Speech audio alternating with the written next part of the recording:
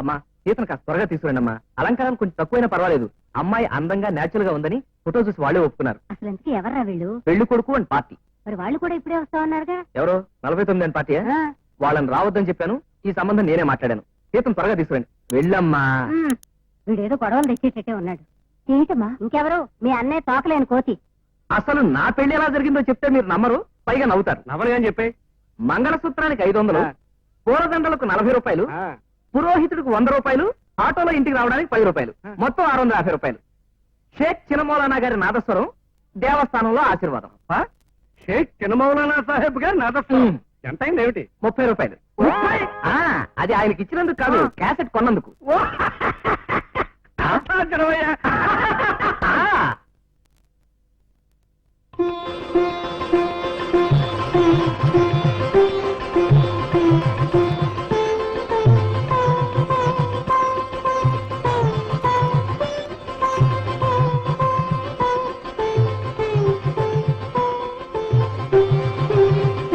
నీ పేరేంటమ్మా?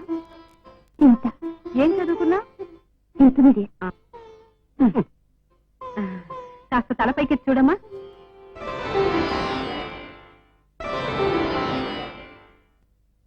మీ అబ్బాయి వయసు ఎంత అన్నారు? ఓటాకు వచ్చి 5 ఏళ్ళు అయిందండి. అంటే 26. సీత, ఇతనే నీ కాబోయే భర్త. వయసు 26, క్రికెట్ లవర్, హ్యాండ్సమ్ ఫిగర్, పేరు Ravikumar. She my sister, as usual clever, medium singer, very very special in making పప్పుచార్.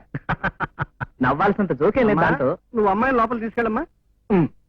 తీసుకెళ్ళి. అమ్మాయి మీకు నచ్చిందో లేదో చెప్తే మిగతా విషయాలు మనం అమ్మాయి మాట్లాడాలి. నాకు నచ్చిందయ్యా. ఉన్నాడు. వచ్చినప్పటి నుంచి వీడు మనసు అర్థం చేసుకోలేక ఆడిపోసుకోవడమే పనిగా పెట్టుకున్నానే పాపిస్తు దాన్ని. అమ్మా అమ్మా. మోహన్, ఏమిటమ్మా యూనిఫామ్ బాగాలేదా? కన్న తల్లిని గనక నీకు చేతులెత్తి దండం పెట్టకూడదు. నన్ను క్షమించరా. అమ్మా. అన్నయ్య, సీత, ఏమిటి ఇది? ఉన్నట్టుండి సీన్ మారిపోయింది. తొందరపడి బంగారం లాంటి బిడ్డని 49 ఏళ్ల వాడికి ఇచ్చి కట్టబెట్టేదాన్ని. ఏమే సీత, పెళ్లి కొడుకు ఎలా ఉన్నాడు? బాగున్నాడా? అందుకే నేను అలా ఏడిపించాను. పిచ్చి తల్లి, నేనుండగా నీకు అన్యాయం జరగనిస్తానా? అన్నయ్య, అమ్మను రెడీ. ఎరా 2000 రూపాయల ఉద్యోగం కోసం కాకానా?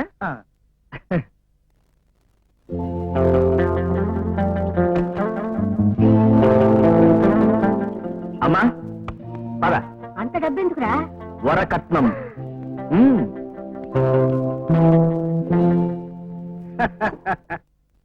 కట్నం తీసుకోవడం నేరం అంటారు కానీ నన్ను అడిగితే కట్నం తీసుకోకపోవడమే నేరం అంటాను.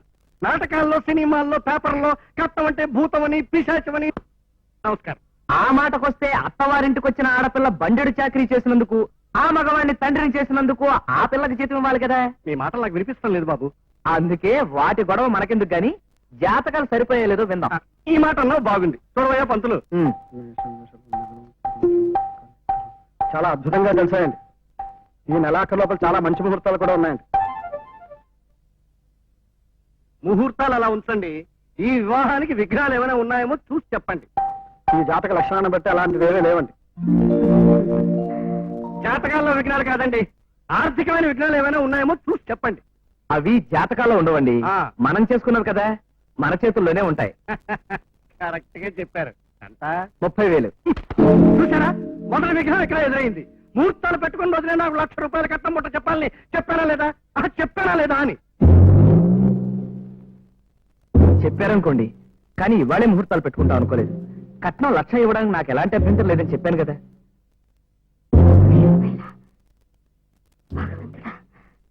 ₹1,00,000 ఎక్కడి నుంచి తేగలడు? కట్నం పుచ్చుకోవడమే నేరం అనుకుంటే ఇన్స్టాల్మెంట్ మీద కట్నం పుచ్చుకోవడం చేసిన నేరమే మళ్ళీ చేసినట్టు అవుతుంది. ఏవైనా వ్యాపారం ప్రారంభం కాకముందే విభేదాలు రావడం మంచిది కాదు. మీరేమంటారు? ముహూర్త సమయానికి ముందే మనం అనుకున్న డబ్బు మీకు ఇచ్చేస్తాను. మీరు ఇచ్చేస్తాం అనుకుంటారండి. ఇవ్వకపోతే నా ఓటు పడదు, నా ఓటు పడకపోతే మా వాడు తాళి కట్టడు, తాళి కట్టకపోతే పేట్ల మీద పెళ్లి అయిపోతుంది. అప్పుడు మీ చెల్లెలు ఏ కిరసాయలో పోసుకుని ఆత్మహత్య చేసుకుంటుంది. ఇటుపక్క ప్రజలు, అటుపక్క ప్రభుత్వము నా మీద విరుచుకు పడతారు. ఇదంతా నాకు ఎందుకు చెప్పండి? వ్యాపారం ప్రారంభించక ముందే మన ఇద్దరం పార్ట్నర్స్ గా విడిపోవడం మంచిదండి. నువ్వు పదవే. 1 minute. ఉమా, దీని వల్ల బ్రీఫ్ కేసు తీసుకురా. అలాగేనండి. డబ్బు వస్తుంది, కూర్చోండి ప్లీజ్. చూడండి, నేను నోట్ల విషయంలోనూ ఓట్ల విషయంలోనూ చాలా స్ట్రిక్ట్. ప్రతి విషయాన్ని బిజినెస్ లాగే ట్రీట్ చేస్తాను, మీరేమనుకోకండి. వ్యాపారంలోను వ్యవహారంలోను అంచెనిష్టూరం కన్నా ఆదినిష్టూరం మంచిది కదా కదా కదా ఆ, ఇదిగోండి రిజర్వ్ బ్యాంకులో అచ్చైన అసలు సిసలైన నోట్లు కరెక్ట్ గా ఉన్నాయో లేదో లెక్క పెట్టుకోండి. ఇప్పుడు మన వ్యవహారం బ్రహ్మాండంగా ఉంది. ఇంకా ఆలస్యం ఎందుకు ఎందుకు? లగ్న పత్రికలు రాయించండి. పంతులు గారు మీరు ఆ పని మీద ఉండండి.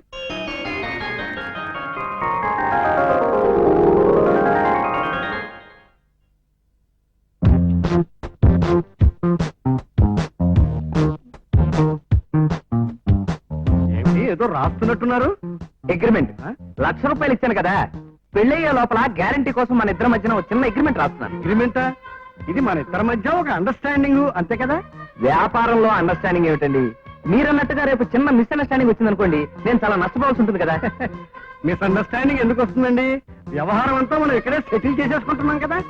పెళ్లిపేటల మీద ఉండగా మీరు మీ అబ్బాయి రేటు పెంచాలన్న గ్యారంటీ ఏమిటి? ఛ, నేను అలాంటి మనిషిని కాదండి. నేను కూడా డబ్బే కొట్టే మనిషిని కాదు, అయినా మీరు డబ్బు ఎందుకు తీసుకుంటున్నారు?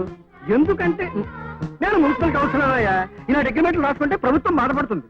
నేను ప్రభుత్వ ఉద్యోగినే కదా, నేను కట్టం ఇస్తే మాత్రం ప్రభుత్వం బాధపడదా? నేతావాత మన ఇద్దరికి చిక్కులు తప్పట్లేదు. ఇప్పుడు ఏం చేద్దామంటారు? అదేదో మీరే చెప్పండి. నేను మిమ్మల్ని ఫోర్స్ చేయను, ఎందుకంటే మీ సరుకు బాగుంది, మా సరుకు బాగుంది, రెండూ పనికొచ్చే సరుకులే, ఎక్కడికి వెళ్ళినా బిజినెస్ చేసుకోవచ్చు. ఏమిట్రా అలా చూస్తూ కూర్చుంటావు? ఏదో ఒకటి చెప్పు. ఇప్పుడు ఏం చేద్దాం?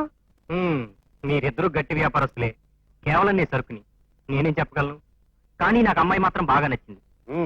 కట్నం కూడా నాకు బాగా నచ్చింది. మోహన్, నాకేమీ పాలు పోవడం లేదు. అగ్రిమెంట్ రాయడం తప్ప ఇంకేదైనా మార్గం ఉంటే చెప్పవా?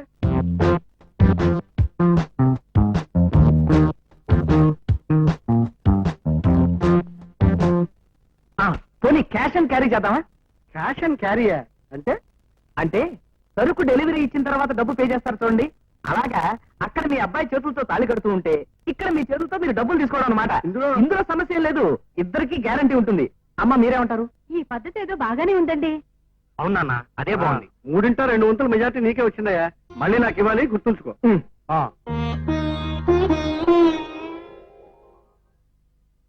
మున్సిపల్ కౌన్సిలర్ ప్రజాబంధు పరమేశ్వరరావు గారి ఏకైక పుత్రుడు చిరంజీవి రవికుమార్ బియ్యి ఇంజనీర్. ఎంత కొన్నావు మోహన్? 1,00,000. నిర్మించిన వాడే నిర్మూలించటం అంటే ఇదే.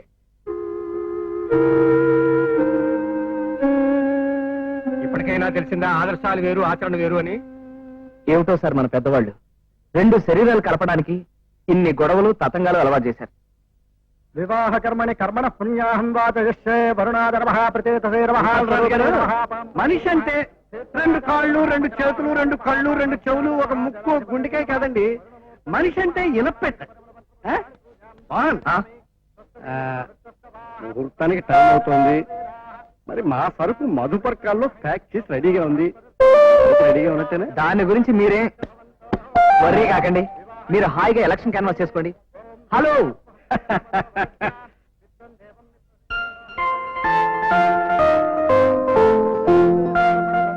నమస్కారం సార్, రండి. కుచేలుడింటికి కృష్ణుడు వచ్చినంత ఆనందంగా ఉంది. ఉన్నంతలో సాదా సీదాగా చేస్తున్నావని చెప్పి చాలా గ్రాండ్ గా చేస్తున్నావే. అంతా మీ దయ. రండి సార్. నేను వెళ్ళి మిగిలిన కార్యక్రమాలను పూర్తి రండి సార్. కూర్చోండి. అలాగే. కూర్చుని కుర్చీ లాగేస్తావు, ఇక్కడ బుద్ధున్నా? మేము మగపల్లి వారి తాలూకు. అర్రే మగపల్లి వాళ్ళ తాలూకనా? సారీ సార్, తప్పైపోయింది సార్. రే నువ్వు ఆడపల్లి వాళ్ళ తాలూకా వెళ్ళి నుంచోరా. కూర్చోండి సార్. సారీ సార్, ఏమనుకోద్దు. జడ్జి గారా, దయచేయండి దయచేయండి. మీ రాకతో మా వార్డు పావనం అయిపోయింది. అదే కళ్యాణ మండపం. కౌన్సిలర్ గారు, ఆడపిల్లి వాళ్ళు బాగా ఉన్నవాళ్ళ ఉన్నారే, కట్నం ఎంత పెట్టారేమిటి? జడ్జి గారు, మీకు నా మీద కోపం ఉంటే నాకు ఉరి శిక్ష వేయండి, యావజ్జీవ కారాగార శిక్ష వేయండి, ఆనందంగా భరిస్తాను. కానీ నా మీద అబండాలు వేయకండి. నేను ప్రజల మనిషిని, ప్రజా బంధువుని. కట్టం పుచ్చుకోవడమా? చీచి, చిల్లి పైసా కూడా పుచ్చుకోవడం. ఇతను మోహన్ అని పెళ్లి కూతురు అన్నగారు. అబ్బో చాలా తెలివైన వాడు. జడ్జి గారయ్యా, మగపెళ్లి వారి తరఫున వచ్చిన వారు కనుక పూజనీయులు నమస్కారం. నమస్తే. ఒక్క 2 నిమిషాలు మీరు పక్కకు వస్తే మన వ్యాపారం సెటిల్ చేసుకోవచ్చు. ఏం వ్యాపారం? అది అదేనండి, అతను చింతపిక్కలు కరక్కాయల వ్యాపారం చేయాలనుకుంటున్నాడు, నా సలహా అడగాలనుకుంటున్నాడు. అది ఇప్పుడు నేను చెప్పలేనయ్యా, వెళ్ళి నీ పని చూసుకో. మీరు ఏ అది అనుకుంటున్నారో నాకు తెలియదు కానీ నేను చెప్పేది మాత్రం ఇది. మంగళసూత్రం నేను చూశానయ్యా, చాలా బాగుంది. ముందు జడ్జి గారి టిఫిన్ పెట్టించాలయ్యా బాబు. మీరు రండి సార్.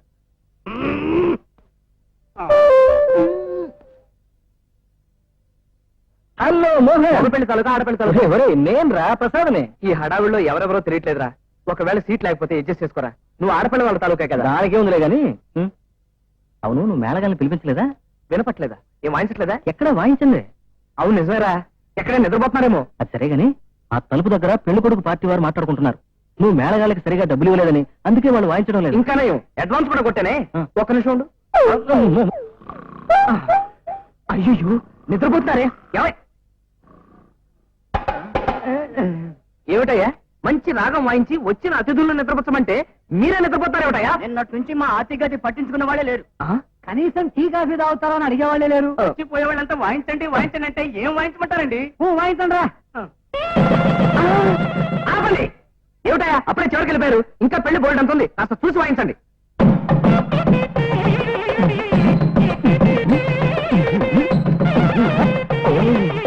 నమస్తే ఇన్స్పెక్టర్ కదా, డ్యూటీ మీదే వచ్చారే. నమస్తే. ఆలస్యంగా వచ్చినట్టున్నానే.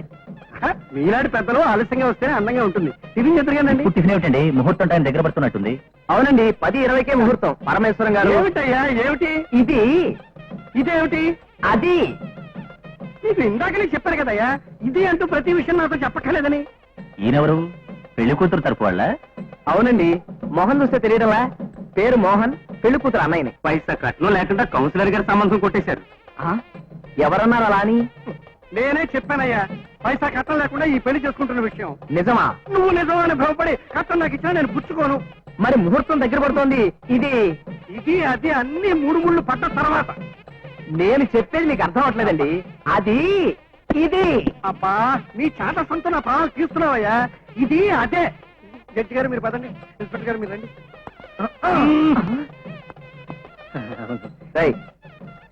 ఈ బ్రీఫ్ కేసు జాగ్రత్తగా అమ్మకు. పులిరాజు గారు నిలబడ్డారంటే మరి ముహూర్తం దగ్గర పడుతోంది. తాళి కట్టించమంటారా? ధారాళంగా కట్టించవయ్యా. బాబు మంగళసూత్రం కట్టండి. ఓం మాంగళ్యం తంతుదానేన మమ జీవన హేతునా కంఠే బధ్నామి సుభగే సంజీవనం శతం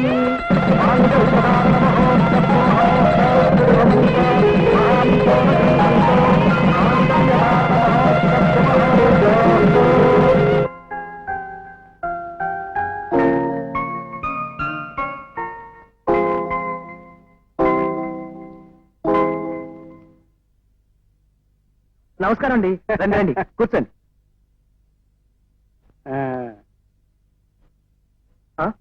ఏమిటి అలా చూస్తున్నారు? బావగారిని సాదరంగా ఆహ్వానిద్దామని. ఆహా, వాడు రావడానికి కొంచెం ఆలస్యం అవుతుంది కానీ ఈలోగా మన ఇద్దరం మంచి చెడు మాట్లాడుకుందామా? చెడేముందిలేండి. ఏ విషయం? అది ఏది? అది ఓహో అదే. ఆ. ఒక్క నిమిషం కూర్చోండి, ఇప్పుడే వచ్చేస్తా. 5 నిమిషాలు తీసుకోండి.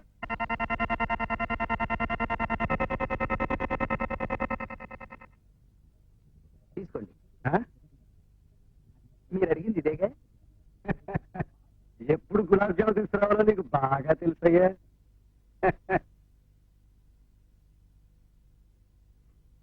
మీ అమ్మ చేతి వంట చాలా రుచిగా ఉంటుందయ్యా. ఇంకొద్దిగా తీసుకురమ్మంటారా?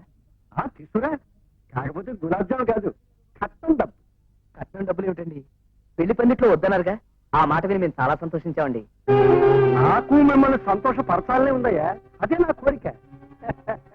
చూడు, నోట్ల వ్యర్థాన్ని ఓట్లు ఎలా సంపాదించాలో, మళ్ళీ ఆ నోట్లు ఎలా రాబట్టాలో బాగా తెలిసిన వాడిని నా ముందు నీ తెలివితేటల్ని ఇలా గులాబ్ జామున్తో జిలేబీలతో ప్రదర్శిస్తే మీ అందరి సంతోషాన్ని లాక్కుపోతాను. తర్వాత మీరు దాన్ని వెతుక్కోవాలి. అర్థమైందా? కట్నం డబ్బులు ఇవ్వనని నేను అనలేదే. Good, very good. నేను ఇక్కడ కట్టం డబ్బు ఒక్కొక్క నోటు లెక్క పెడుతూ ఉంటే వాడు ఇంటి నుంచి ఒక్కొక్కడుగు వేసుకుంటూ వస్తాడు, పావడం పెళ్ళికొడుకు అవుతాడు. వాడు ఎంత త్వరగా రావాలనుకుంటే కట్టం డబ్బు అంత త్వరగా ఇచ్చేయి.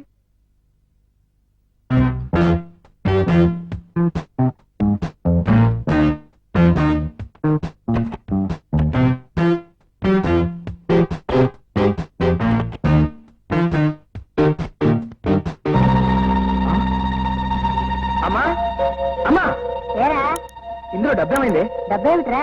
అదేనమ్మా వాళ్ళకి ఇవ్వాల్సిన కట్నం డబ్బు. నన్ను అడిగితే నాకేం తెలుసురా? రాజా బ్రీఫ్ కేస్ తెచ్చిచ్చాడు, జాగ్రత్తగా బీరువాలో పెట్టాను.